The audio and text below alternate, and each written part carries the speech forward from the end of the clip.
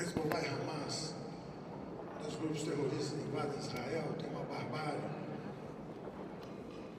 O Trump desce cruzador, submarino, porta-aviões, direção Venezuela.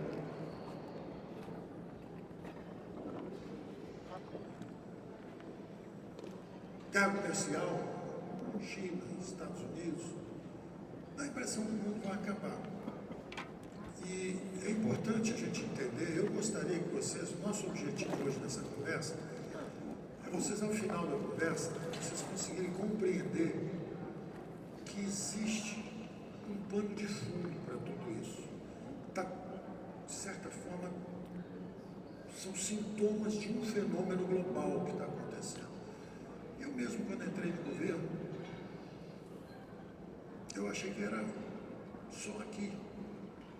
Os liberais da economia, os conservadores, aí tem o socialismo do outro lado, o que está acontecendo? É um fenômeno um pouco mais amplo que está acontecendo. É importante nós conversarmos sobre isso. E ao final da conversa, eu gostaria que vocês conseguissem encaixar tudo. Vocês vão ver que tem um pano de fundo para isso. É como se fosse um mosaico, um caleidoscópio, que quando depois que você roda, analisa tudo, você fala, entendi. Então, nosso objetivo é hoje, é esse. E nós vamos fazer a conversa basicamente em 3 episódios.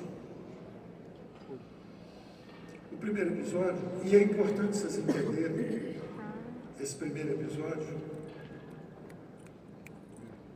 que foi a grande ordem liberal, que valeu durante 80 anos.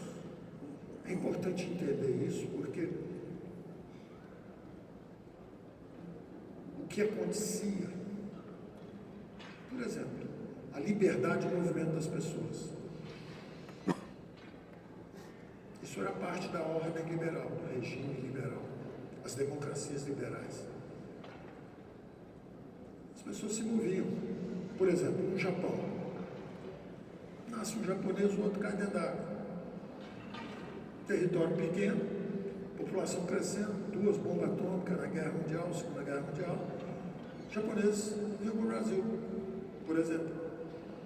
A maior colônia de japoneses fora do Japão, Brasil.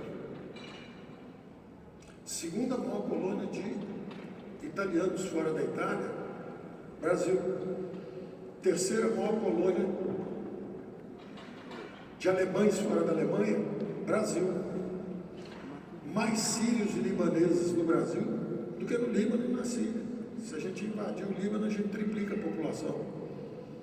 Ou seja, a liberdade de movimento, as pessoas indo em direção a melhores oportunidades, era parte desse regime mundial. Aí hoje o que vocês ouvem? O Trump não quer mais migração. A Itália não quer migração. A Polônia não aceita migração. O que está acontecendo no mundo? Então, para vocês poderem entender o segundo episódio, que é hoje a desordem mundial, tem que entender o primeiro. Como é que era o mundo e como é que houve essa ruptura, e nós estamos nesse momento decisivo da ruptura. E esse tumulto que tinha aqui no Brasil, eu lembro quando eu estava no governo, as pessoas, pô, mas o que está acontecendo? Eu falava, é muito barulho, a democracia é sempre muito barulho, mas aqui nós estamos fazendo a coisa certa, o Brasil vai sair do buraco mais rápido, que vocês estão falando e tal. Eu achava que era a gente aqui que é barulhento, mas está acontecendo isso no mundo ocidental. Então eu quero, essa ficha foi caindo para mim, à medida que eu estava no governo, vivendo tudo que eu vivi, tendo a capacidade analítica de entender o que está acontecendo, a formulação foi ficando clara para mim. Eu quero passar isso para vocês, e eu acho que ao final vocês vão compreender, isso tudo vai encaixar. Então o primeiro episódio é a ascensão e o auge das democracias liberais. Nos últimos 80 anos, 4 bilhões de pessoas saíram da miséria. Só que esses 4 bilhões que saíram da miséria, 1,5 bilhão era chinês. 1,5 bilhão era da Índia, indianos. 300 milhões indonésios. 70 milhões vietnamitas. Quer dizer, realmente muita gente saiu da miséria, mas foi mais do lado de lá do que do lado de cá. E aí você entra no segundo episódio, que é as democracias em transe. As democracias ocidentais começam a balançar. Começa a ter um problema. Elas apertam o modo sobrevivência. E aí começa uma reação. uma tsunami de conservadores. Ganham na Itália, ganham na Polônia, ganham na França, ganham na Espanha, ganham... Ou seja, a mesma aliança que houve no Brasil lá atrás, de conservadores e liberais, isso está acontecendo no mundo inteiro agora. Ganhou o Milei, o ano que vem ganha esse ano agora, para começar o ano que vem, ganha no Chile, 2 bolivianos disputaram na... Quer dizer, tem um tsunami conservador voltando. E depois nós vamos entrar no Brasil no terceiro episódio, eu faço o zoom no Brasil. Então, é importante tentar entender isso. Vamos começar então em 1945, fim da Segunda Guerra Mundial, começa a grande ordem liberal. Criam-se os organismos multilaterais, o Acordo de Bretton Woods, cria o FMI, a ONU, o Banco Mundial, o Plano Marshall para reconstruir primeiro os aliados. Primeiro eles reconstroem 100 bilhões de dólares para reconstruir a Alemanha, para reconstruir a Inglaterra, a França, a Bélgica. Depois eles começam a reconstruir também os adversários, a Alemanha, Japão, todo mundo. Então, esse foi um período de quase 80 anos, nunca a humanidade avançou tanto. A população mundial em 1920, do tempo de Jesus Cristo, que era em torno de 100 milhões, até 1920, 1930, quando chegou a 2 bilhões, nós ficamos quase 19 séculos para chegar a 2 bilhões. Bom, a prosperidade foi tanta no pós-guerra, que nós saímos de 2 bilhões para 8 bilhões em 100 anos. E os próximos 20 anos nós vamos para 10 bilhões. Ou seja, o que levou 19 séculos chegar a 2 bilhões de habitantes, nos próximos 25 anos nós vamos fazer mais 2 bilhões. Então a população mundial está vindo com tudo. E aí começam as tensões, e nós vamos entender por quê. Como é que era a ordem anterior? A ordem anterior era democracia e mercados. Como os americanos venceram a Segunda Guerra Mundial, porque se diz que foi uma colisão, que a Rússia entrou, a Rússia realmente ajudou muito. 20, 30 milhões de russos morreram entre a guerra civil, a fome. Mas a verdade é que quem ganha a guerra era quem tinha bomba atômica. A guerra, quem reconfigurou a sociedade mundial foram os americanos. Eles ganharam a guerra e expandiram a concepção de vida deles. Qual era? Democracia e mercados, que é a civilização ocidental. A democracia começa na Grécia, 2.500 anos atrás, passa pelo direito romano, passa pelas fases de colonialismo, quer dizer, os holandeses, os portugueses, os espanhóis, vindo pelo mundo, depois os ingleses, depois os americanos, que eram uma colônia inglesa, constroem a sociedade mais avançada do mundo, tudo baseado em democracia. Começa lá com os gregos e vai incluindo cada vez mais gente. E mercados, que também já existem. Muito antes, todo mundo acha, não, porque o capitalismo, quem inventou foram os ingleses na Revolução Industrial. Não, isso aqui não conhece a história. O primeiro banco da humanidade foi na Babilônia. Tem registros contábeis já na Suméria. Tinha fenícios cruzando a primeira grande globalização. Os fenícios cruzavam o Mediterrâneo de um lado para o outro, levando mercadoria. Depois tem os romanos, os egípcios, a civilização egípcia, cereais, grãos, riqueza, agricultura. Aí os romanos vêm, conquistam aquilo tudo, tanto chamava Mediterrâneo. A primeira globalização foi o Mediterrâneo, que era o mar do meio da terra, Mediterrâneo no meio da terra, porque era o Império Romano, tudo ali em volta. Então, é importante entender isso, porque senão vocês ficam acreditando em historinha. O capitalismo, os americanos... O maior capitalista do mundo hoje é a China. São 200 mil navios chineses cruzando o mundo inteiro. Então vocês ficam acreditando em historinha da carochinha. Os americanos, exploração, não sei o quê. Não é bem essa a história. Sempre existiram os mercados. Antes o ser humano chegava, batia com o osso na cabeça do outro e tomava. Aí um dia um ia bater no outro, o outro também puxou uma pedra. Eles falaram, então vamos trocar. Toma aqui uma pedra de coelho, eu te dou aqui um pote de artesanato. E começaram a trocar, e os mercados foram se ampliando. e foram incluindo cada vez mais gente. Até essa fase agora que eu estou dizendo, que foi a ascensão e o auge das democracias liberais. Nunca teve tanto regime democrático no mundo e nunca teve tanto comércio. O mundo foi se integrando, foi encaixando, até que encaixou tudo. Encaixou tudo. Então é importante entender isso. Quais eram as fontes da prosperidade humana nos últimos 80 anos, do pós-guerra, de 1945 até agora, 2025? Como é que o mundo estava? Como é que era o mundo? Liberdade de movimento das pessoas. Pode se mover um para um lado. O Brasil foi o país que mais cresceu no século passado, no planeta. Se você pegar os últimos 100 anos, terminando no ano 2000, de 1900 a 2000, o Brasil cresceu mais que China, Japão, Alemanha, Estados Unidos, mais que todo mundo. Por quê? Não tinha governo. A beleza é que não tinha ministro do planejamento. Chegava aqui um japonês, justamente como lá não tinha terra, quando ele chegava aqui, essa quantidade imensa, ele saía plantando. Chegava um italiano, montava uma fábrica de café ou uma indústria têxtil. Chegava um alemão, fazia uma indústria química ou fazia uma metalurgia. Não tinha que ir para Brasília pedir nada. Você chegou, começa a produzir, pega 3, 4 pessoas, começa a trabalhar junto, emprega mais um, vai embora. O capital ajuda o trabalho. O capital, essa ideia de capital explora trabalho não é estupidez, é uma falta de cultura econômica absurda. É a teoria do valor-trabalho ricardiano, que o Marx pegou, na época estava na moda, ele pegou e achou que sabia tudo e foi embora com essa teoria.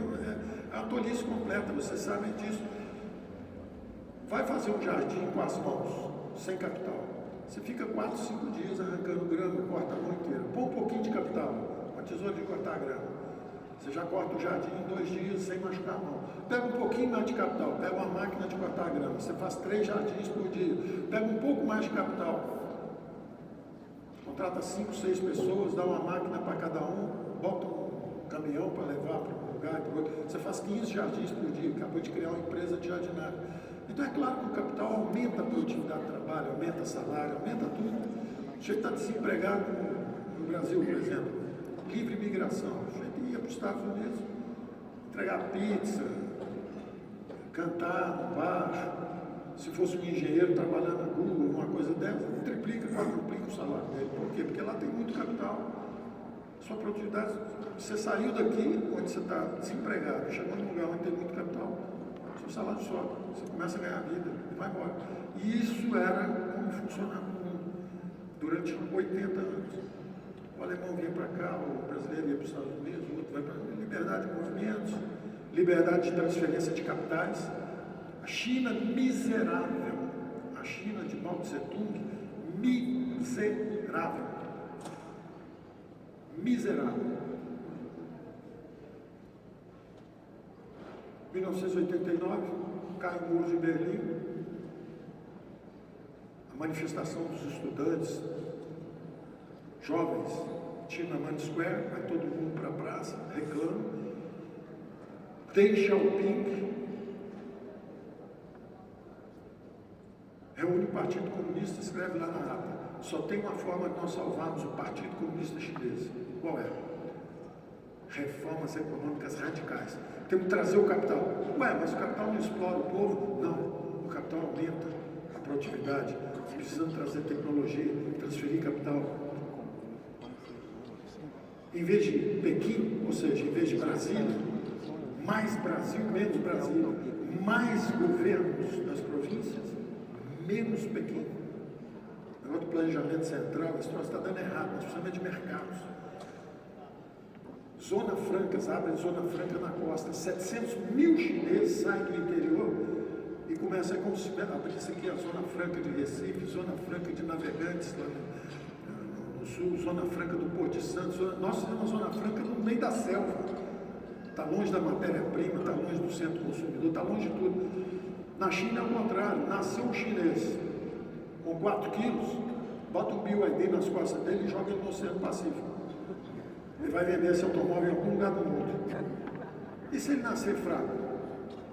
Nascer prematuro, nascer só com 2,5 kg? Bota uma TV plana nas costas dele e joga ele no Oceano Pacífico também. não tem legislação trabalhista, não tem férias, não tem 13º salário, não tem encargo social trabalhista, não tem sindicato, não tem nada disso. Eu não estou dizendo que é bom ou ruim, eu estou dizendo como é. Capitais do mundo inteiro indo para a China e a China saindo da miséria em 30, 40 anos. Governos, infraestrutura, educação e o resto, setor privado, setor privado, setor privado. Ou seja, o lado de lá do mundo, que era pobre, China, Índia, todos socialistas, China, Índia, Rússia, todo mundo era socialista, pobres. Aumentaram a dose de capitalismo, todo mundo saiu da pobreza, todo mundo melhorou.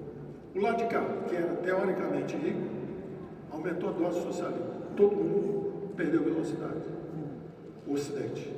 Então, isso é muito claro, país por país, democracia e mercados foram invadidos.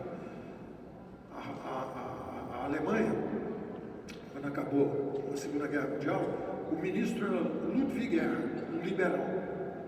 O nosso programa de governo eu chamei de Caminho da Prosperidade, porque era uma mistura de dois livros, um alemão e um austríaco, liberais. O alemão, Ludwig Erhard, foi que teve 2 mandatos seguidos na Alemanha, reconstruiu a Alemanha. A Alemanha é miséria total. No livro dele, Prosperidade através da Competição, no livro ele diz o seguinte, olha, um alemão quando nasce, aliás, quando nasce, um alemão precisa, no estado atual da Alemanha, quando um alemão precisa de 3, 4, 5 meses de salário para comprar um par de sapato, precisa de 3, 4 anos para comprar um terno, 3, 4 anos de salário, você imagina isso? E precisa trabalhar a vida toda se quiser ser enterrado num caixão de madeira, porque não tinha mais madeira, queimaram a madeira com as guerras, tudo foi queimado, tudo destruído. Quando morria um alemão, você cavava um buraco, jogava lá, botava uma pedra em cima e deixava um recado, sentimos muito a sua falta. Não tinha madeira para enterrar ninguém. O país estava miserável no pós-guerra, foi totalmente destruído. 15 anos depois, era a segunda economia mais forte do mundo.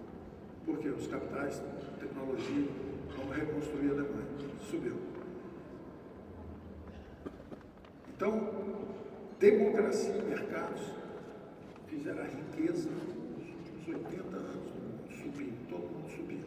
Os que eram socialistas foram disfarçadamente abrindo para os mercados e mergulhando nos mercados globais. Foi a grande globalização. Que todo mundo xinga, fala mal, porque a globalização. Não, a globalização enriqueceu a humanidade.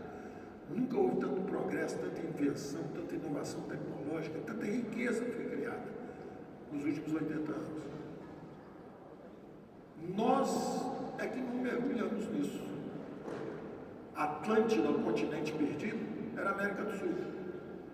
Nós fomos afundando devagarzinho. A Argentina, no início do século passado, era a terceira ou quarta maior renda per capita do mundo, era um país riquíssimo. Teve metrô antes de Nova York, autossuficiente em grãos, petróleo, cereais, rica. Aí foi para o peronismo, foi devagarzinho, foi descendo, foi descendo, foi descendo, foi descendo até subir. O último a mergulhar nessa onda foi a Venezuela. Era rica, renda per capita alta, petróleo, como os árabes têm petróleo. Vai a Dubai e vê a diferença. Os últimos 30 anos, o que fizeram os Emirados Árabes, e os últimos 30 anos, o que fizeram na Venezuela. Um mergulhou no socialismo, o outro mergulhou no capitalismo. Então a palavra capitalismo, inclusive, é equivocada. Não é o capital, é inovação, é educação, é tecnologia. Não tem ninguém explorando ninguém. São os recursos.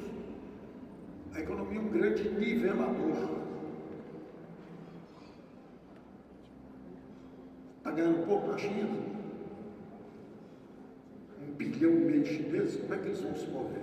Uma coisa é japoneses, saiu 100 mil, 200 mil, vieram para o Brasil e melhoraram de vida. A outra coisa é italiano, sai lá, 200 mil, 300 mil, vem para o Brasil e melhoraram de vida. Mas como é que tira 1,5 bilhão de pessoas da China para eles irem melhorar de vida? Não dá. Então a economia tem uma outra solução também. É o teorema de Stolper-Samuelson. O teorema da equalização dos preços dos fatores de produção. Na verdade é o seguinte, se você não pode ir até onde tem tecnologia e capital, pode ficar aí que a tecnologia e capital vem e melhora a sua vida aqui e você começa a comercializar com o resto do mundo. Então o que aconteceu com a China? Ela entrou nos mercados globais. Então não precisa 1,5 bilhão de chineses fugir em direção a um lugar melhor. Basta receber os capitais da tecnologia e comercializar com o resto do mundo. E aí vocês vão... A ideia é simples de entender.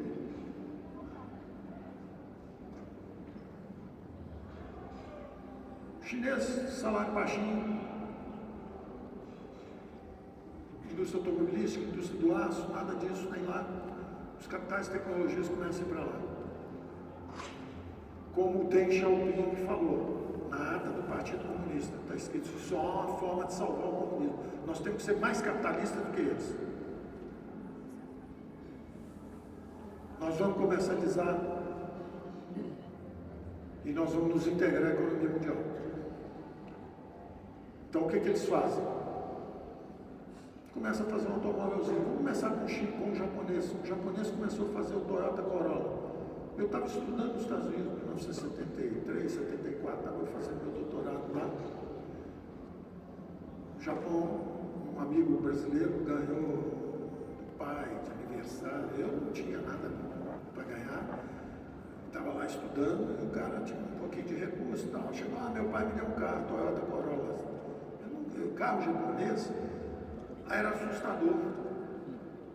Vamos ali vamos conhecer, vamos para o Canadá, ver as cataratas do Niagara. Eu ganhei um automóvel aqui, a gente vai para lá. Eu falei, eu não vou entrar no carro japonês, esse troço vai estragar na estrada. Eu vou ter que consertar, eu não conheço nada de mecânica, não vou parar na estrada. Era sinônimo de baixa qualidade, um horror. Mas custava $8.000. Um carro americano custava $80.000. Os carros eram caros, sofisticados, bebiam muita gasolina. O carro japonês era pequenininho, economizava, era baratinho, era pequenininho. Aí começa a competição global. Na hora que começa a competição, começa a subir os salários e o preço. Pô, essa moça canta bem, viu? Eu estou impressionado. Estou seguindo a música aqui, o negócio é bom, né? Está animado, está mais animado lá do que aqui. Mas aí o que acontece? Quando começa a competição, esse é o teorema. O teorema é o seguinte, as pessoas não precisam ir. O capital e a tecnologia vêm, produzem os carros no Japão, e o Japão entra na globalização. Na hora que um carro de $8.000, um de 80, as pessoas começam a comprar esse carro de $8.000. Esse pai desse meu amigo comprou um carro de $8.000. E aí nós viajamos, e foi uma viagem espetacular, não estraga nada, o carro tem 10 anos de garantia. Está até hoje vivo o Toyota Corolla, é um espetáculo. Os japoneses ganharam essa fatia de mercado, isso é deles. Resultado, vai subindo o preço e a qualidade, $8.000, $10.000, $15.000, e vai competindo com a indústria americana. E aí você vai entendendo o Trump reclamando e falando, eu vou botar tarifa, eu vou fazer isso, vou fazer aquilo. Por quê? Porque a competição está entrando lá. Os carros japoneses estão subindo de preço, os salários estão subindo no Japão, e começa a pressão na indústria automobilística americana, começa a pressão na indústria do aço americana.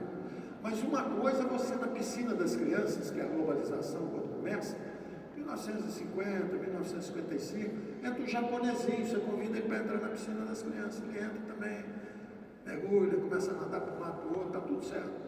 Aí a Coreia vem, começa a entrar também, vem a Coreia.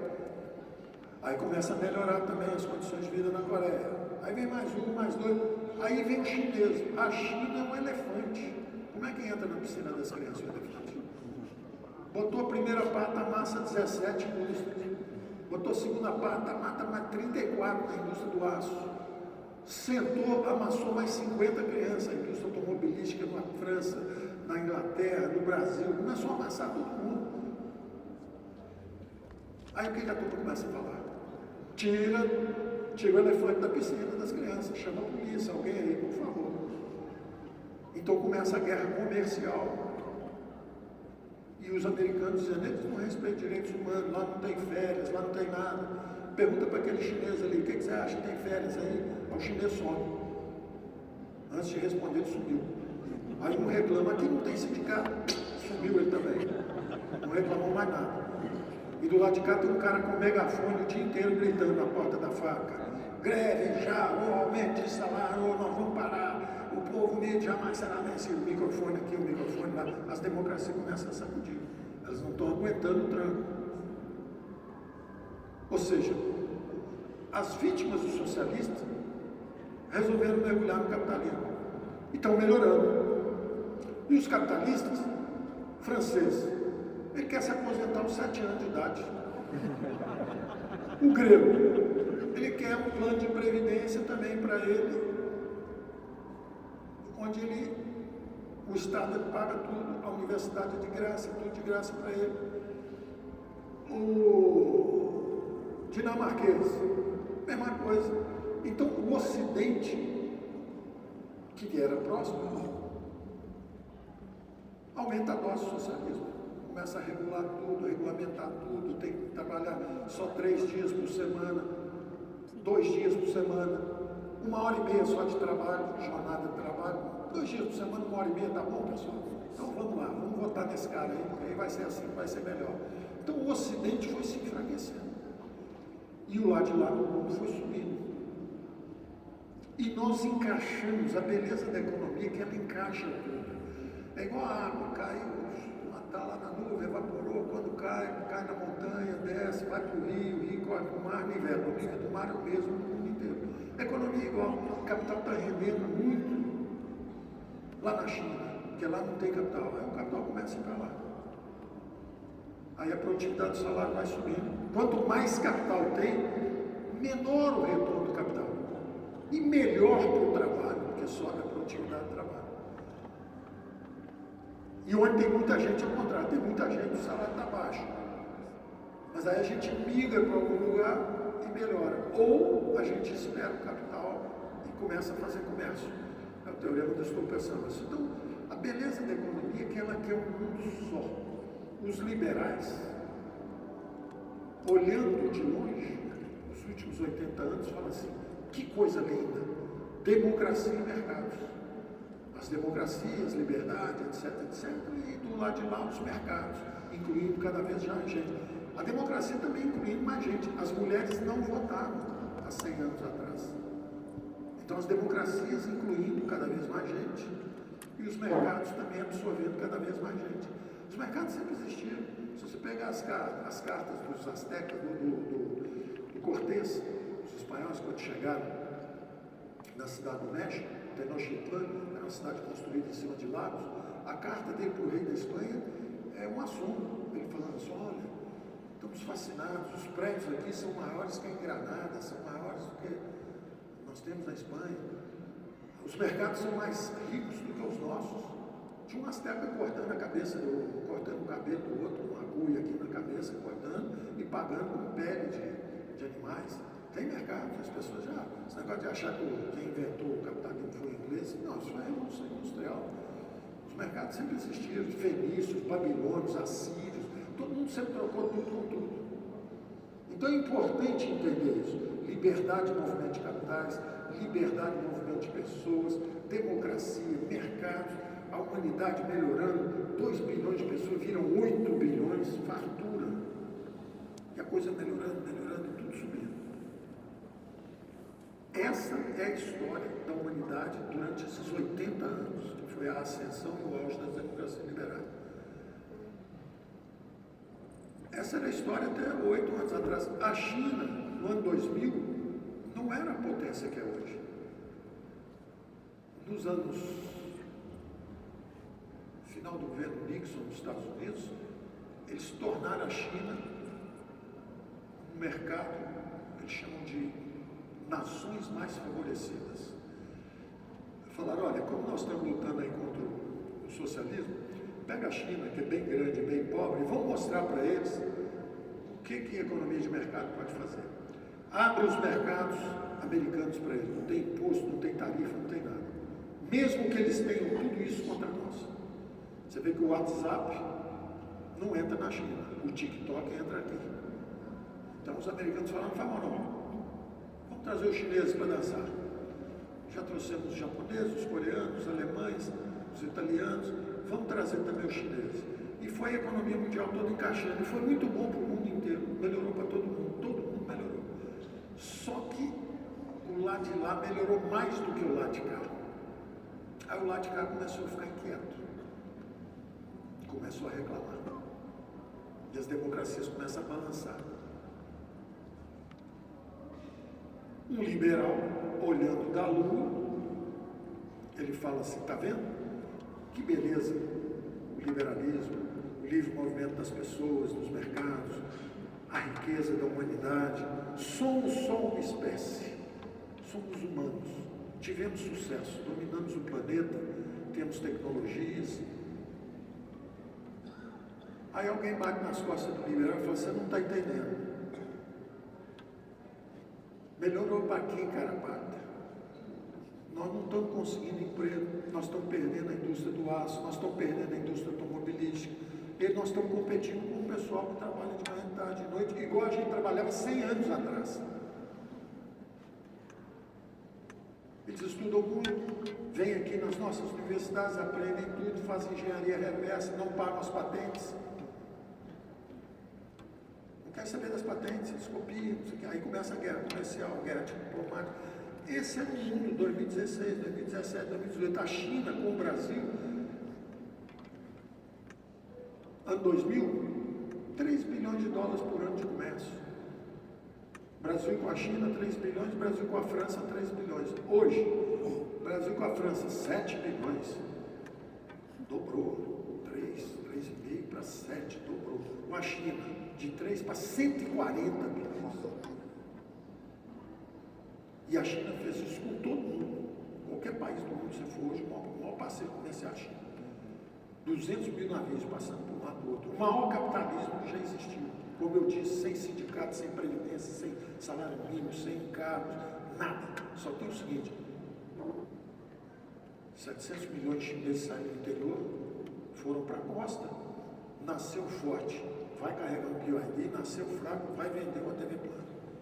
No mundo inteiro. O mundo ocidental começa a ficar desconfiado. Aí a Rússia invade a Ucrânia. Primeiro veio o Covid, que corta as cadeias produtivas globais. Já deixa todo mundo assustado. Todo mundo fica assustado. Nós precisamos de 75% dos semicondutores do mundo são feitos em Taiwan. Os portos da China pararam por causa do Covid. Então começa a enfraquecer a indústria de defesa, a indústria automobilística, telecomunicações, 5G. Aí o Ocidente começa a ficar com medo. Se tiver uma guerra cibernética, olha lá, os portos pararam na China, como é que nós vamos viver aqui? Começa o susto. Estamos começando a entrar no segundo episódio nosso, a desordem mundial. Os americanos começam a falar, já tinha uma guerra comercial e estou sentindo que eu estou vulnerável. Os americanos dizem, olha, eu não vou mais fazer investimento lá na China, não. Eu vou fazer nearshore, eu vou investir só pertinho agora. E eu não vou investir mais na China, não. Fazer geladeira, televisão, isso eu vou fazer aqui no México. Eu estava lá nas reuniões na época com os ministros da Fazenda. Nós vamos investir só pertinho, nearshore. Eu, Brasil near, Brasil pertinho. Brasil aqui, ó, here. Aí eles falaram, mas está pertinho, não é o suficiente. Você vê que a Rússia está pertinho da Europa, mas a Rússia cortou o fornecimento de gás. Ou seja, tem que ser friend, tem que ser amigo, friendshoring. Não pode ser hostil. Eu, Brasil, friend, Brasil near, Brasil friend. Eles começam a investir na Índia. Em vez de fazer semicondutores em Taiwan, vamos fazer na Índia. A Apple começa a investir na Índia, 1 milhão de PhDs, 2 milhões de PhD, muita gente para produzir tecnologia, porque precisa disso. Na China tinha muita gente para produzir tecnologia, mas o regime é hostil, é comunista, entre aspas. Então, é uma sociedade politicamente fechada. Então você entra na segunda fase, no nosso segundo capítulo, que é o seguinte: os liberais, por favor, banco de trás. Vocês foram muito bons, vocês ajudaram muito o mundo a subir, mas o lado de lá subiu muito mais do que o lado de cá. Então tem algo aí que vocês estão fazendo errado. Tem algo aí que nós não vamos aceitar, não vamos fazer como eles faziam. Nós vamos botar tarifa, nós vamos proibir fluxo de imigração, nós vamos começar a cobrar patente, não vou ficar financiando esse negócio de órgão multilateral, ONU, FMI, isso, porque o americano pensando, né? Eu dou dinheiro e eles votam tudo contra mim.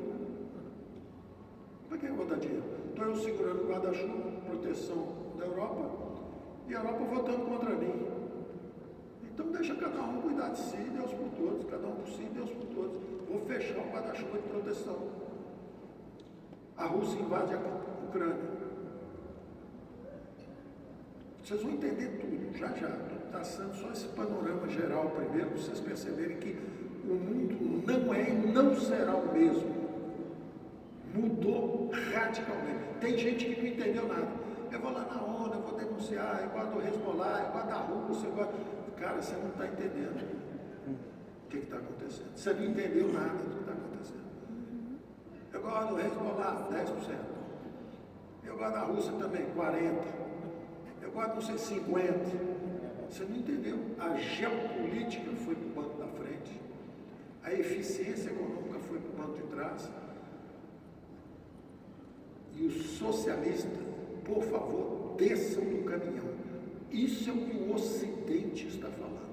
Eu não estou dizendo se está certo ou errado, eu sou um liberal. Eu estou olhando de longe o mundo falando assim, a humanidade melhorou. Não é verdade para os agentes políticos. Os agentes políticos estão dizendo o seguinte, não melhorou não, sabe o que aconteceu? Meu pai tinha um emprego estável, vivia a vida toda numa empresa só.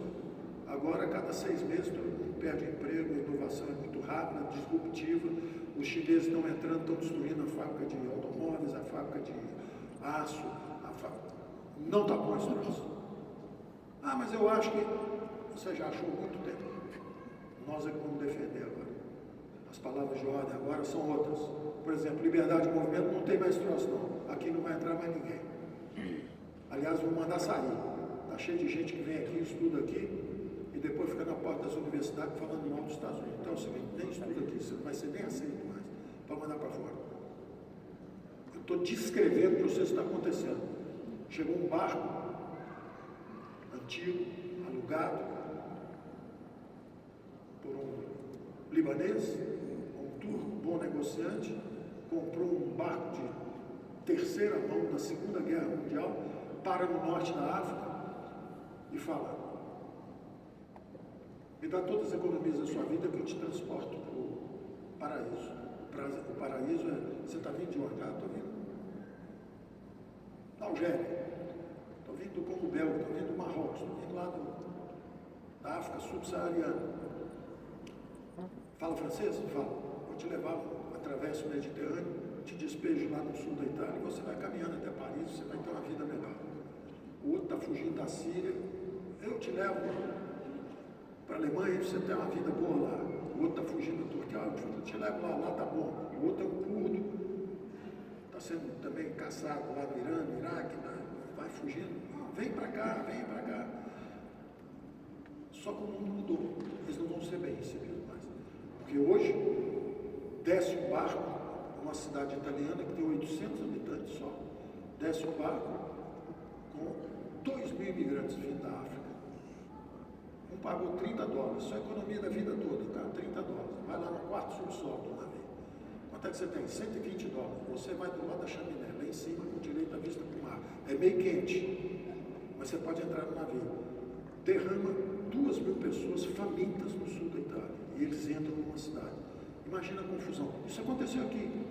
600 mil venezuelanos entrando numa pequena cidade de Roraima. O que acontece?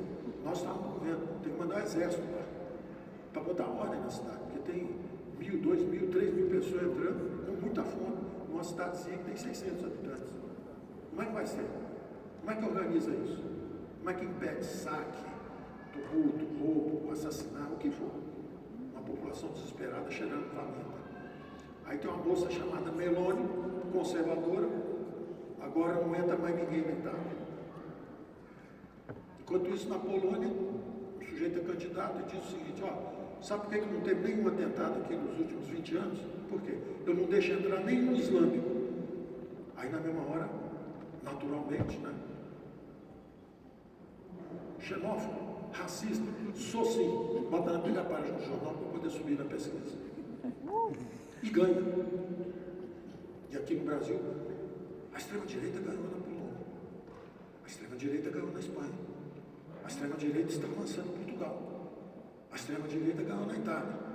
Aí, de repente, o Milei ganhou aqui também.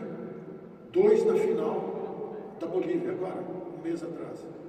A extrema-direita ganhou na Bolívia. Chile, já está na frente o Cádiz. A extrema-direita vai ganhar no Chile. Ganhou no Equador. Está acontecendo. Então, quando o Bolsonaro ganhou aqui, eu mesmo não entendi, o fenômeno era global. Aconteceu aqui também. A direita não, a extrema-direita, o Bolsonaro está ganhando. Esquece. É global. Entramos no segundo período, que é o seguinte: o mundo ocidental apertou o botão sobrevivência. Botão de sobrevivência. A Rússia, comunista, está nos ameaçando fisicamente na Europa. A China, potência econômica, está ameaçando nossos empregos, nossas empresas, nossos empregos, nossa segurança econômica. Então é o seguinte: liberal, passa para o banco de trás, por favor. Os senadores, banco da frente. Socialista, desce do caminhão, por favor.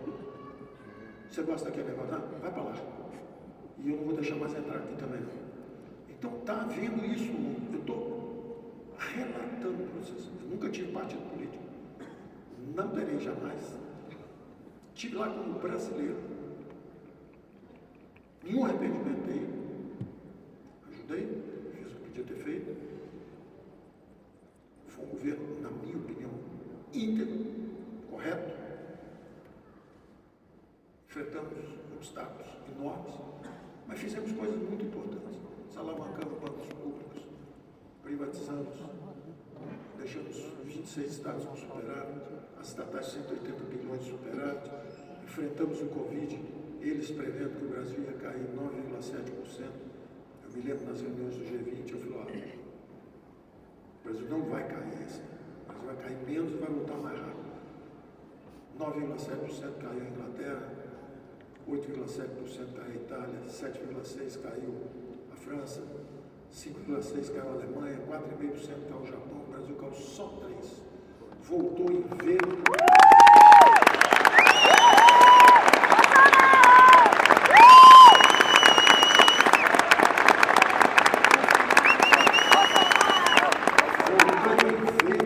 Crescendo mais que a China, com inflação mais baixa que o G20, e o Brasil estava embalado para crescer 4,5% uma década, porque com a inflação estava em 3, no dia da eleição tinha havido 8 revisões para baixo, inflação em 3, os juros altos, ia crescer 2, 3% pelas reformas estruturais, e mais 2, 3%, porque o juro ia estar 6,5%, 7%, inflação de 3, juros 6,5%, 7%, o Brasil ia ter, além do estrutural, que saiu de 0 para 3% ao ano, ia ter mais 2, 2,5% de pró-cíclico. O Banco Central baixando o juro, empurrando a coisa para crescer, em vez de tendo que frear pelo excesso de gasto do governo. Então, é importante entender isso, porque é um fenômeno global. Não adianta se você tentar, você não consegue reprimir sentimentos. Uma pessoa tem 60 milhões de votos, como foi o caso aqui, ou como está no mundo inteiro, correto? Eu vou pedir só para não filmar, gente, só porque, senão amanhã, sabe o que eles fazem? O ministro Bolsonaro diz que, aí você sabe o que acontece, né? Inteligência artificial, já tem gente aí, fique rico em 2 semanas, aprenda com o Paulo Guedes, aí parece eu falando. Eu nunca falei aqui. E às vezes quando você fala, também sai outra coisa. Você fala assim: olha, o governo deixou um superávit. O ministro acusa o governo atual de estar queimando tudo. Eu não falei nada. Eu vou perguntar para vocês: o governo está gastando mais ou menos? Quando você gasta mais, você emite mais dinheiro. A inflação hoje, temos mais ou menos? Você também emite muita dívida. Quando você emite dívida, o juro sobe. Hoje tem mais juro ou menos? E quando você gasta, você também aumenta o imposto. Hoje tem mais imposto ou menos? Se tem mais gasto, mais imposto, mais inflação e mais juros, o ano que vem cresce mais ou menos? Povo de Fortaleza diz que o Brasil vai crescer menos no ano que vem.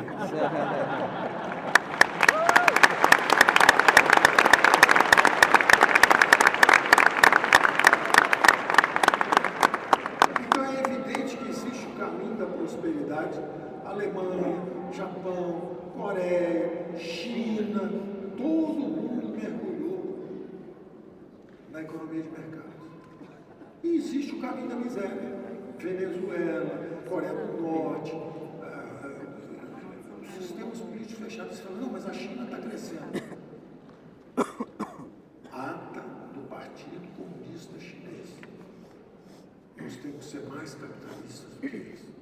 Aí se você perguntar para um cara, um chinês puro sangue, mesmo, vem cá, o que você acha disso aí? A gente só não quer gastar dinheiro no negócio de eleição, essas coisas, tira muito tempo, isso é ruim. Agora, capitalismo, nós sempre fomos, nós que inventamos a pizza, nós que inventamos bússola, nós que inventamos pólvora. O Marco Polo veio, pegou isso tudo aqui e levou naquela época para Veneza. Mas nós somos capitalistas até. Inclusive, nós fizemos uma muralha da China para não deixar ninguém invadir. Nós nunca invadimos ninguém. Nós sempre fomos pacíficos e autocentrados. Aí nós aprendemos com o capitalismo que é uma beleza. Então é o capitalismo mais agressivo que o mundo já viu. O mundo nunca viu um capitalismo tão agressivo quanto esse. O problema é político. E aí, para a gente entender, o mundo encaixou 200 mil navios chineses, os americanos, todo mundo comercializando na estrutura econômica, na engrenagem econômica, mas a política, a geopolítica, o ser humano ainda é muito parecido com 2.500 anos atrás.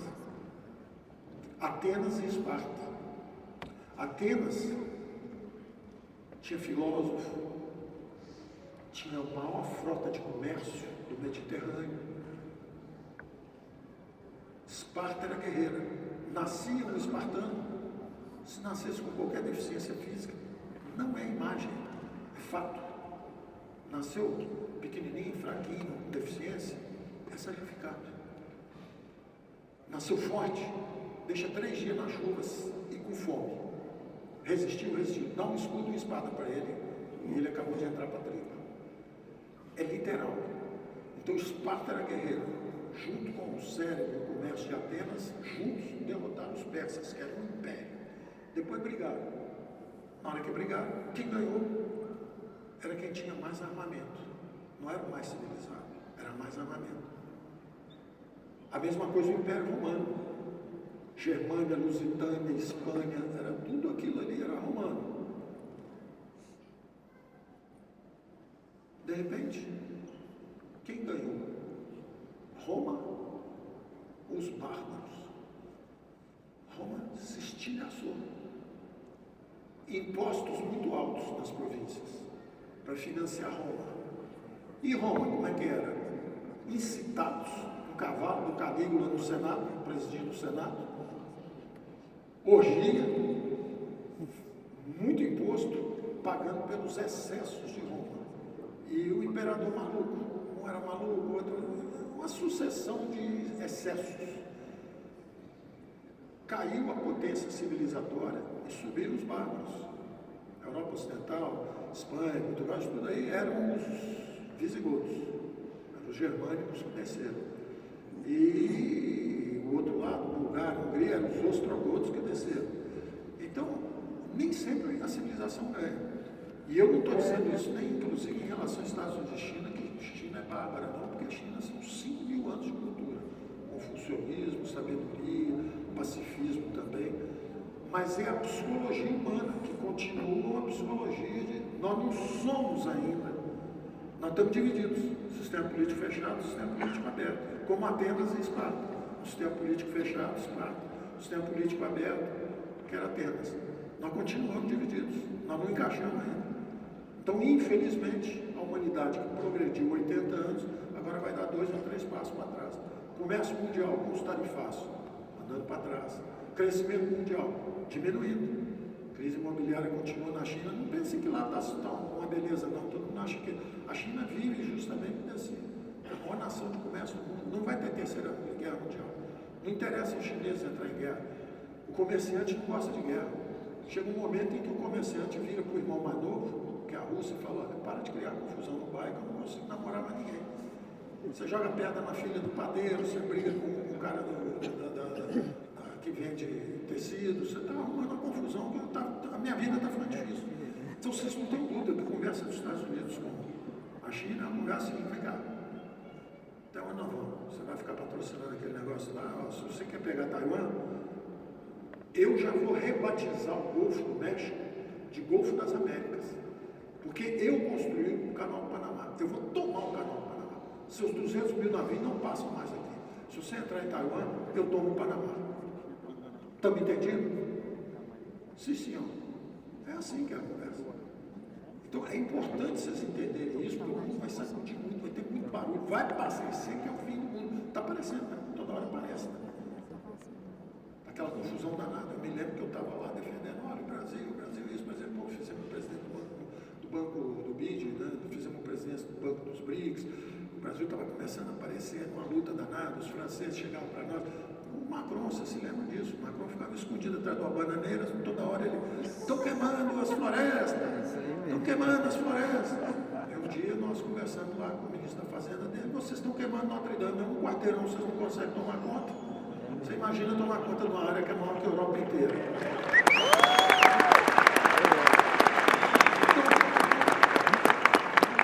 Então, o Brasil emergiu como uma grande potência. Quando afundou o Império Napoleônico, os franceses, em nome dos mais nobres ideais, liberté, égalité, fraternité, viram decapité. Os caras, em nome dos mais nobres ideais, se cometem as maiores barbaridades. Eu vou defender a democracia, aí você prende todo mundo.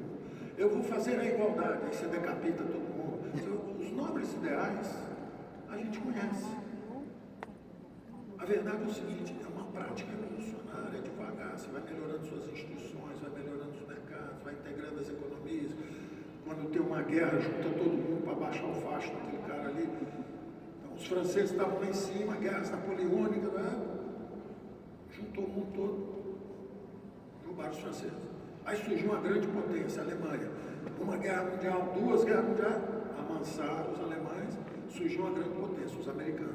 Agora está uma briga entre duas grandes potências, americanos e chineses. Eles vão fazer a guerra mundial? Não vão. Não vão. Quem vai brigar são os filhotinhos, sobrinhos, todo mundo fica lá embaixo brigando. Mas os caras lá em cima não vão brigar. Eles se respeitam. Um olha para o outro e vê o tamanho do canhão. Agora, o que é importante para o Brasil? O que era uma maldição virou uma dádiva. O Brasil se atrasou, perdeu a Revolução Industrial, a segunda Revolução Industrial, se perdeu no caminho. E não foi só o Brasil, a América Latina desceu, ela perdeu velocidade.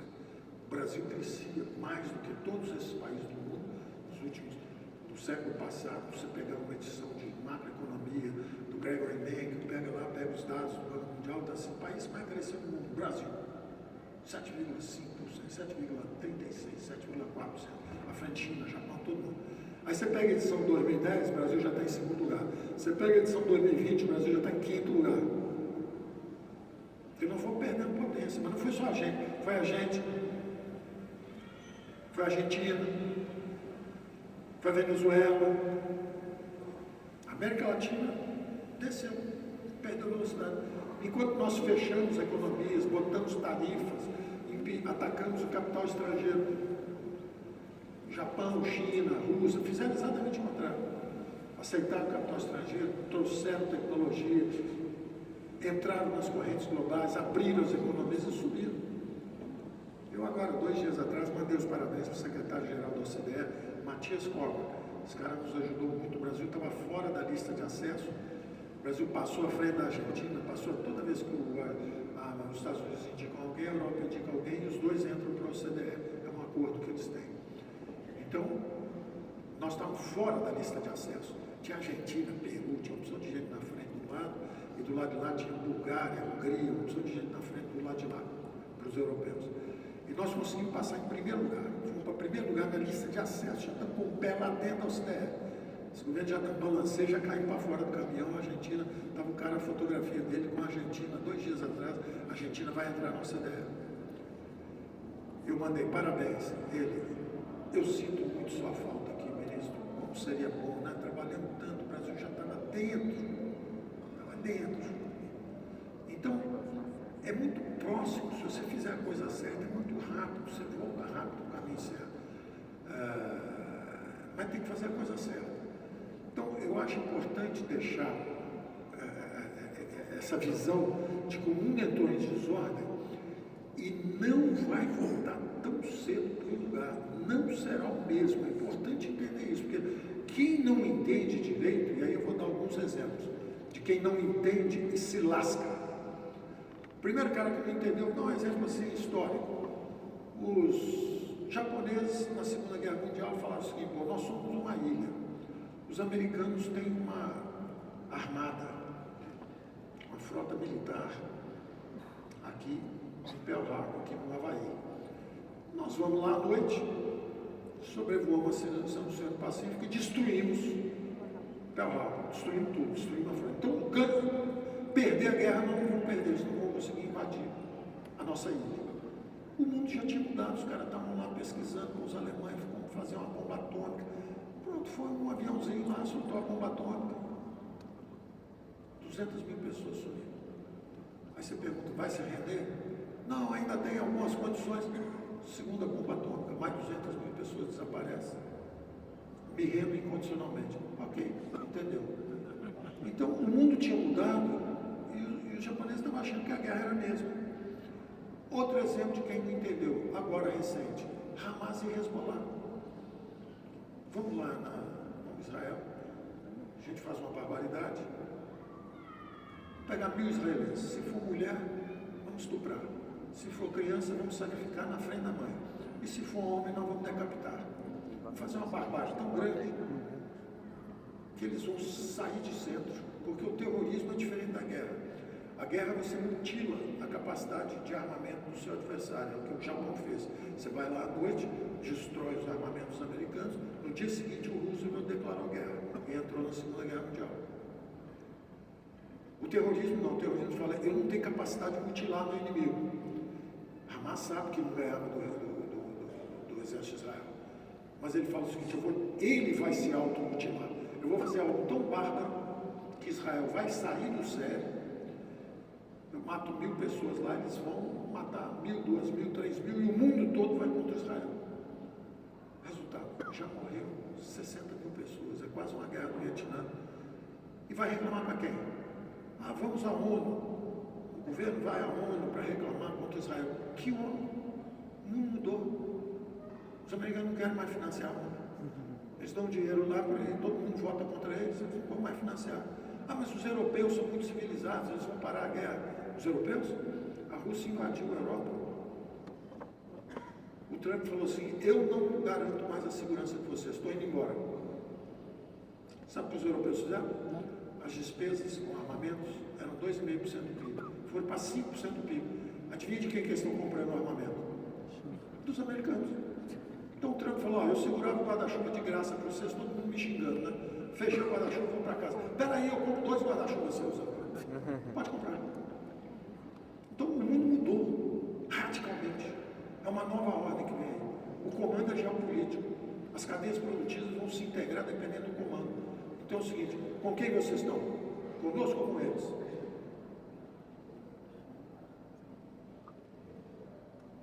Melhor resposta possível.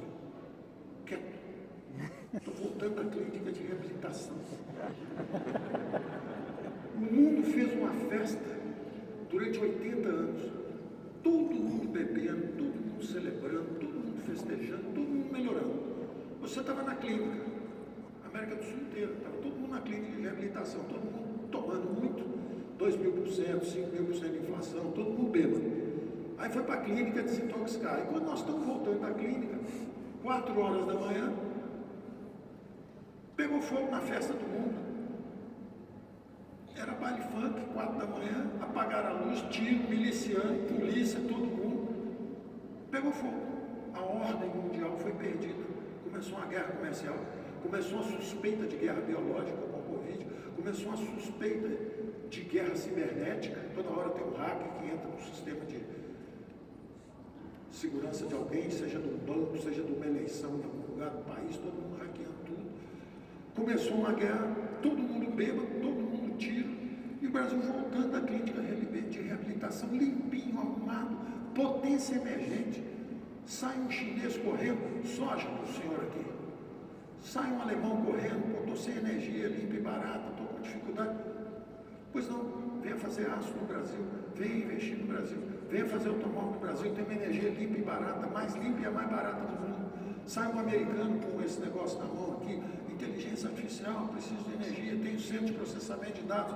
Está o centro de processamento de dados, até as empresas de tecnologia começaram a cair agora porque descobriram o seguinte, está cheio de investimento em semicondutores, mas cadê a energia para fazer esse troço? O preço da energia começa a subir lá. Aqui tem energia sobrando, limpa, renovável, barata. Então, na hora do Brasil dar um passo à frente,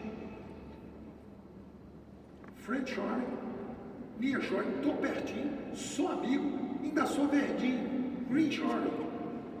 Estou aqui só esperando vocês, pode vir. Em vez de falar isso, a gente está voltando da clínica de reabilitação, a gente olha para uma garrafa de 51.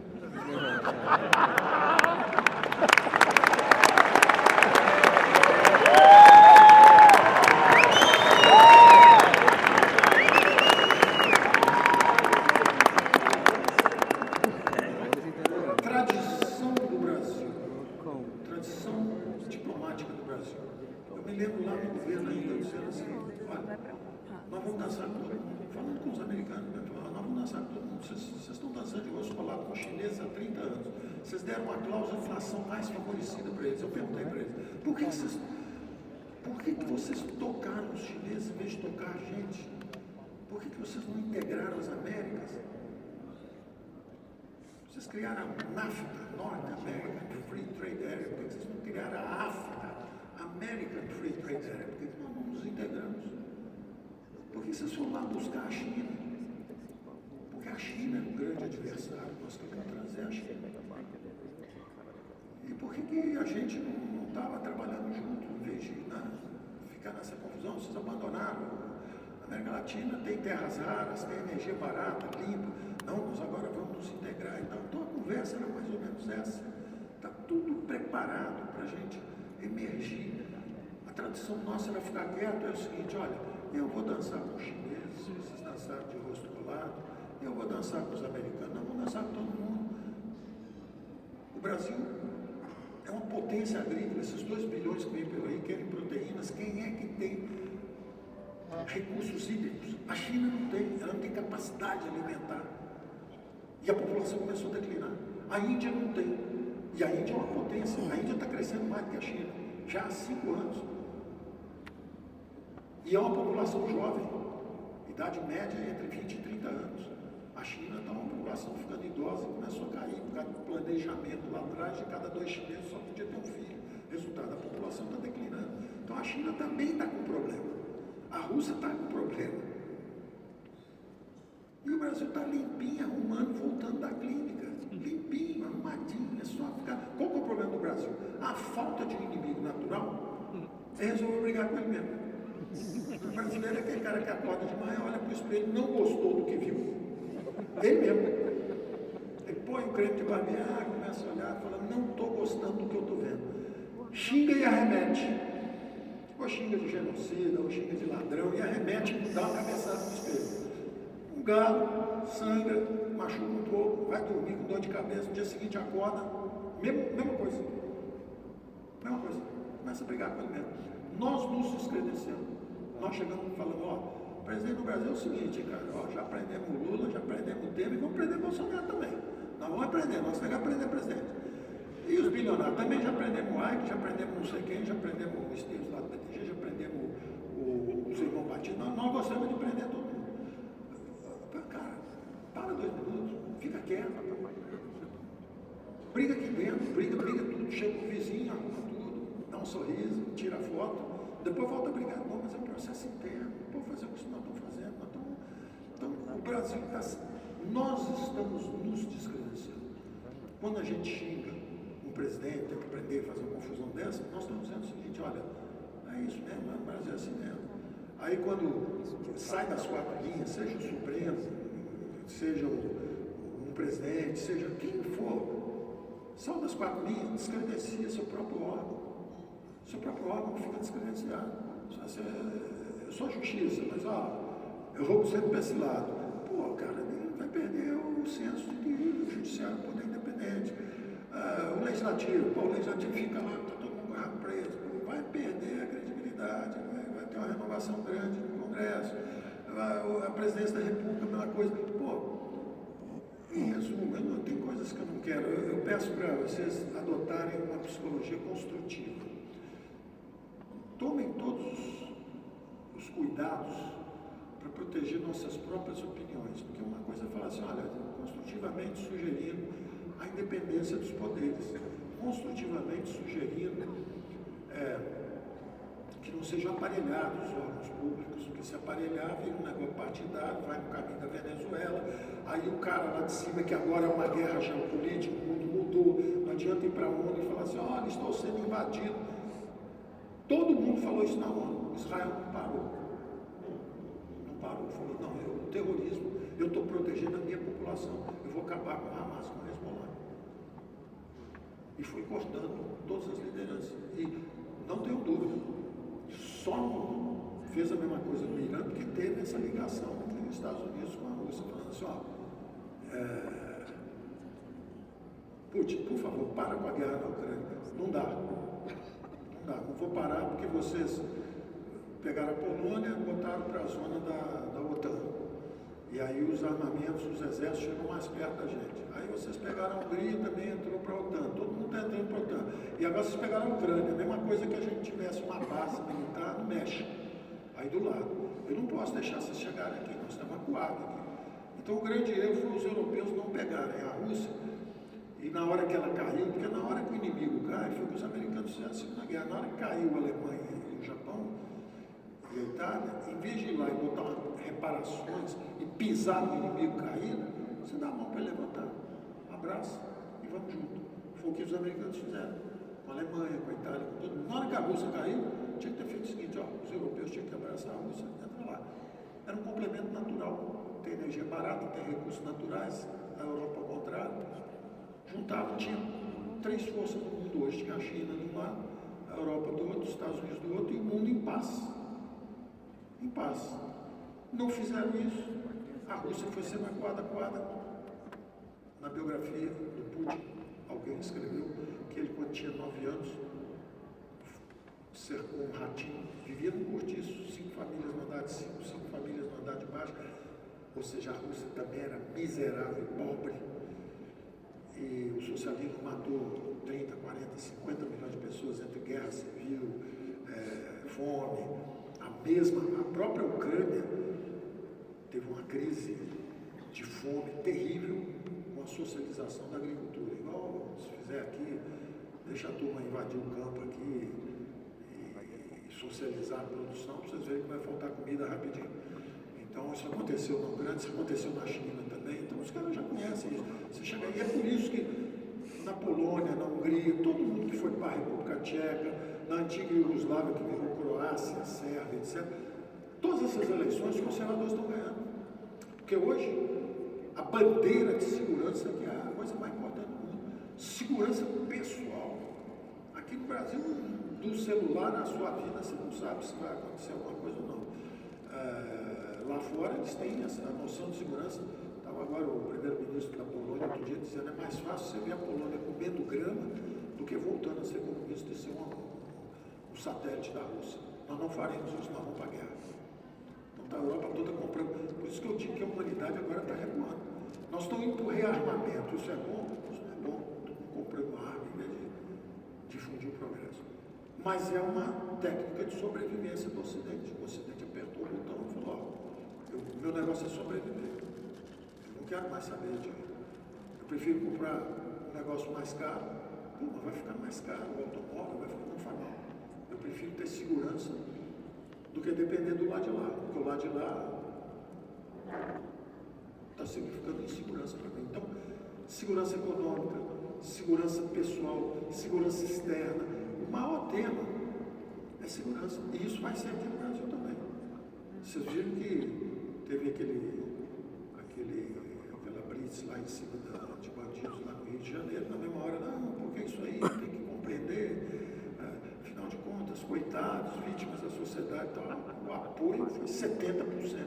Mas a população dizendo assim, chega, não dá mais para sair, não saber se seu filho vai voltar, não dá mais, não posso ter um celular com alguém rouba, chega de bandidagem. Então, esses valores conservadores, eles estão ganhando as eleições no Ocidente. Eu quero saber da proteção da minha família. Não, mas o bem-estar da humanidade, não quero saber. Ah, mas não sei o que, eu quero armas, eu não quero que a Rússia me invada. E eu quero posse, eu não sou CAC, você não tem arma, não quero ter. Agora, eu entendo o seguinte, tem uma turma invadindo terra e tal, ok? Então é o seguinte, o outro tem o direito de ter um canhão para você entrar na terra dele e dar um tiro em você. Você está invadindo a terra dele, ameaçando pessoalmente a família dele. Então, o mundo está nesse ponto. O modo do mundo hoje é o seguinte, desordem. Quem sair falando muito, e não quer dizer que o Trump está fazendo coisa certa nem nada, não, porque o Trump, ele podia, o problema dele era com a China, essa guerra tecnológica, essa guerra de sistema, duas visões de mundo, democracia e mercados, que são as democracias liberais, ou totalitarismo. Ele poderia perfeitamente chegar e tarifei a China. E quem mais aí está do lado de lá? Estaria o mundo todo do lado dele, porque se eu falar para ele, já tinha medo da Rússia, e agora a China também, você fala, bom, o problema dos Estados Unidos com a China. Mas, por arrogância, ele chegou e fez, estejam todos tarifados. Pô, ele jogou todo mundo no colo da China. Está todo mundo lá de cá agora olhando contra o Trump.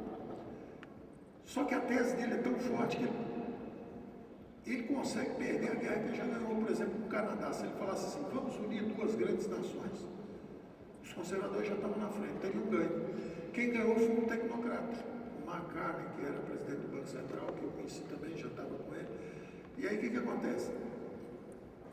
O McCartney, quando ele falou assim, eu vou deixar vocês virarem o 51º estado americano, arrogância. Na hora que ele falou isso, o McCartney falou assim, o Canadá não está à venda. É um argumento nacionalista. Então, quem ganhou, que foi o liberal, ganhou com a bandeira do Trump de nacionalismo.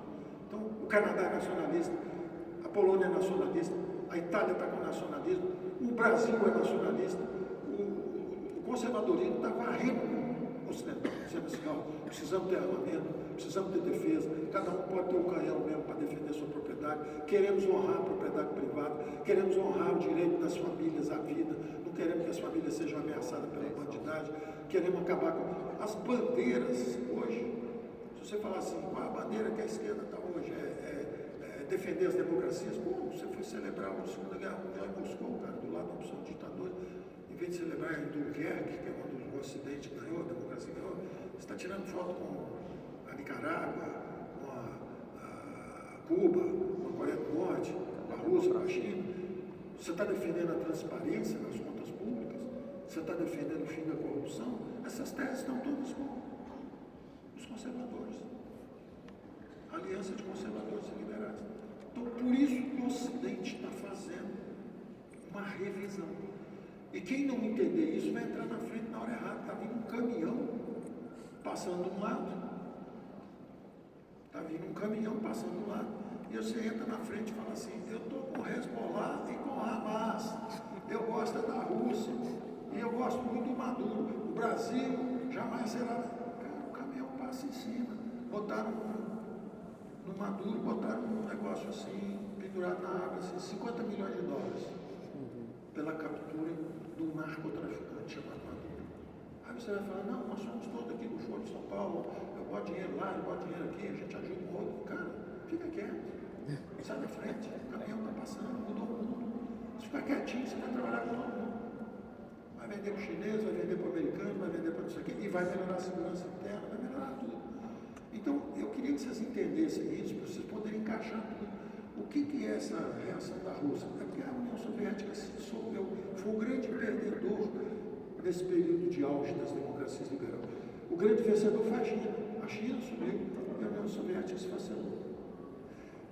Por que essa confusão do Oriente Médio? Porque o grande perdedor eram os terroristas, Hamas e Hezbollah. Se fizer o acordo de Abraão, os judeus os árabes estão brigando há 5.000 anos. O judeu pegou um camelo do árabe, o árabe tomou o tapete do judeu, um jogou azeitona na cabeça do outro. Tem 5.000 anos que o cara está brigando. Aí, de repente, eles vão assinar um acordo de Abrão. Vão pacificar a região. Uma potência financeira emergente. O dinheiro todo que vem de Singapura passa por lá antes de chegar nas Américas. O dinheiro que sai daqui, os fundos começam a sair daqui, vão para a Índia, vão para a Ásia, passam por lá também. Construindo prédios com 250 andares. Pagam $1 bilhão para só tem 1,2 cidades no mundo. Paris e Abu Dhabi. Paga mais $1 bilhão, só tem residências Jorge Armani em 2 lugares do mundo. Milão e Abu Dhabi. Quer esquiar no deserto? Pode vir aqui, ó, entra aqui, ó, pode esquiar à vontade. No deserto, pista de esqui, ar-condicionado, tudo. Então os caras estão construindo um futuro, um centro de 5.000 anos de civilização, de capitalismo. Os caras andavam de camelo de um lado para o outro, mergulhavam, pegavam pérolas, aí estavam ficando ricos. Aí o japonês inventou a pérola sintética, aí eles empobreceram de novo, aí descobriram o petróleo e enriqueceram de novo. Então os caras sabem comercializar. Aqui, na hora de pacificar, a Europa está afundando. A Europa é um continente comprometido, energia cada vez mais cara, população declinante. 56% da população da Bélgica não é belga, são imigrantes. 58% da população da Holanda não é holandesa, são imigrantes. Mais fácil roubar um negócio seu hoje em Paris do que no Rio de Janeiro. O Zico foi lá fazer o check-in no hotel, quando voltou tinha levado a mala dele. E não era assim. Aí os caras começam a falar, ó, vamos bloquear os imigrantes, vamos proteger os empregos, vamos... Então, num momento como esse, o Brasil, que é a cultura mais generosa do mundo, é o único que misturou todo mundo. O chinês me dizia, é o único país do mundo que um chinês ou uma chinesa chega um ano depois já está casado com alguém nativo, afrodescendente, europeu, o que for, mas mistura. Se for para a terra da liberdade, que é os Estados Unidos, fica 3 gerações na Chinatown, antes de misturar. No Brasil mistura todo mundo. Então esse povo, que é uma potência, que tem energia barata, que tem capacidade de miscigenação que nós temos, que tem liberdade, vai agora para o outro lado, vai virar confusão, vai começar a praticar, bom, para por aqui essa parte política, mas digo para você o seguinte, o Brasil é resiliente, ele vai aguentar esse tranco. O tanque estava cheio, dá para queimar sem arrebentar tudo. Agora, pena, porque podia estar voando muito mais alto. Resiliência e esperança. Esperança aqui para frente. Porque essa onda é muito grande. Você fala, não, acabou aqui na Galo Lava Jato, explode o troço do Bolsonaro. Aí você, não, suprime, aí explode o negócio de Nicolas. Aí você aperta, você não se reprime sentimentos. Quem está falando é um liberal. Não estou falando politicamente, estou falando analiticamente. A população ocidental não está com os liberais, ela está com os conservadores. Nós aqui só fizemos uma antecipação de liberais e conservadores para tentar consertar a economia. Conservadores dos costumes, liberais da economia, e deu para ver a força e a potência que o país tem. Não estão indo no caminho correto agora. Mas tudo passa. Então, paciência, resiliência. Ali na frente eu acho que essa onda está vindo. E eu estou falando analiticamente, uma pessoa que está vendo o seguinte, é uma potência emergente. Vem de qualquer jeito esses recursos. Pode vir mais rápido se nós tivermos juízo, ou mais devagar se nós fizermos coisas equivocadas. Né? Pelos aplausos já que vocês tinham feito, vocês é que estão dizendo que o Brasil vai mudar. E eu também acredito em vocês. Obrigado.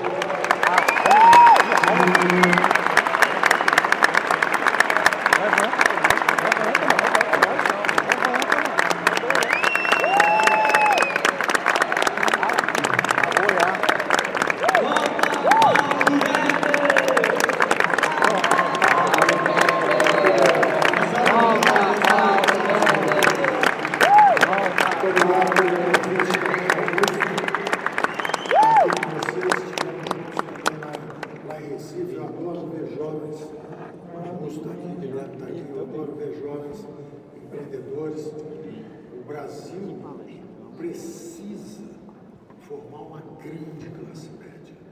E esse é o segredo da estabilidade de uma economia. E isso é feito de gente assim, empreendedores.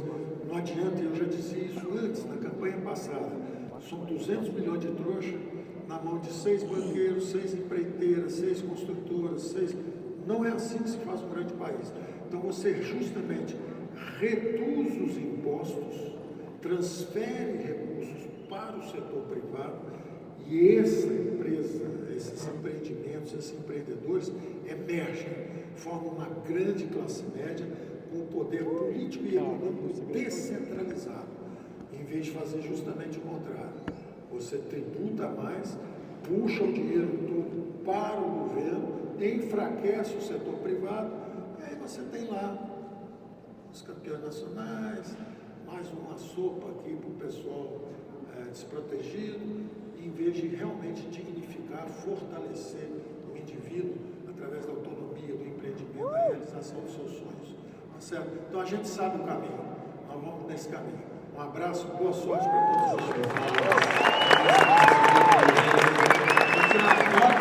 A registrar esse momento aqui,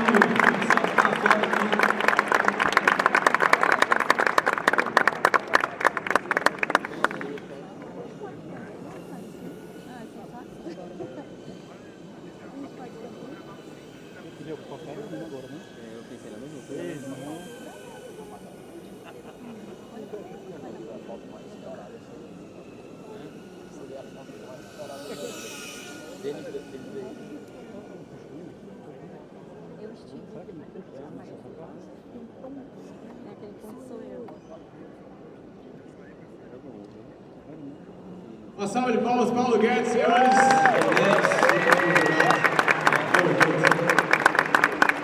Depois que eu saí do governo, eu fui 2 vezes para fora, 2 ou 3 vezes para fora e 2 ou 3 vezes tirei férias aqui dentro, assim, tipo, fiquei muito tempo sem férias, né?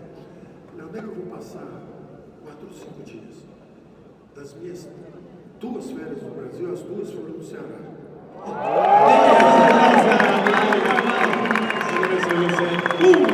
Para quem está aqui, tem mais 2 presentes. Não tem mais palestra, não tem mais conteúdo, mas tem 2 presentes. Primeiro,